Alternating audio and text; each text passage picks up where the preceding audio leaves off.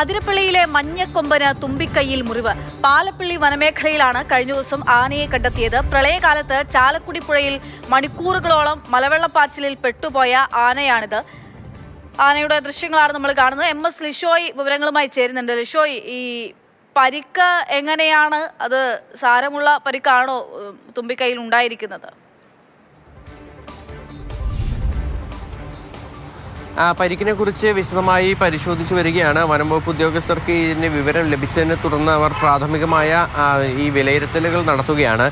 മഞ്ഞക്കൊമ്പൻ എന്ന് പറയുമ്പോൾ, അതായത് മഞ്ഞക്കൊമ്പൻ എന്ന് അതിരപ്പള്ളിക്കാരാണ് പേരിട്ടിരിക്കുന്നത്. ഈ ആന നമുക്കറിയാം 2 വർഷം മുൻപ് ഈ പ്രളയകാലത്ത്, അതായത് ഈ പ്രളയം കഴിഞ്ഞുള്ള ഈ കോവിഡ് കഴിഞ്ഞുള്ള ആ വലിയ മഴക്കാലവും അതുപോലെ തന്നെ മലവെള്ളപ്പാച്ചിലും ഒക്കെ തന്നെ ഉണ്ടായ സമയത്ത് ചാലക്കുടി പുഴയിൽ വലിയ കുത്തൊഴുക്കുണ്ടായിരുന്നു. ആ കുത്തൊഴുക്കിന് നടുവിൽ പെട്ടുപോയ ആനയാണ്. ആ ആന പിന്നീട് അവിടെ നിന്ന് അതിൻ്റെ അതിജീവനവും ഒക്കെ തന്നെ വലിയ ചർച്ചയായതായിരുന്നു. പിന്നീട് ആ ആന ഈ മേഖലയിൽ തന്നെ, അതിരപ്പള്ളി മേഖലയിൽ തന്നെയാണ് നിലയുറപ്പിച്ചിരുന്നത്. ഇടയ്ക്ക് ഈ പാലപ്പള്ളി ഭാഗത്തേക്കുള്ള കാട്ടിലേക്ക്, ആ പരിസരത്തേക്ക് കടന്നു പോകാറുമുണ്ട്. ഇപ്പോൾ ആനയ്ക്ക് മദപ്പാട് കാലമാണ്.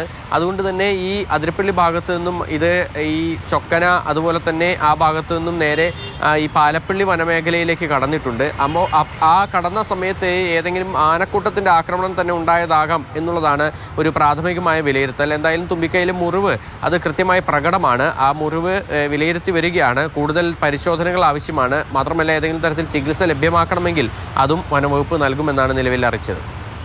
ശരി, മഞ്ഞക്കൊമ്പന്റെ ദൃശ്യങ്ങളാണ് നമ്മൾ കാണുന്നത്. തുമ്പിക്കൈക്കാണ് മുറിവേറ്റിരിക്കുന്നത്.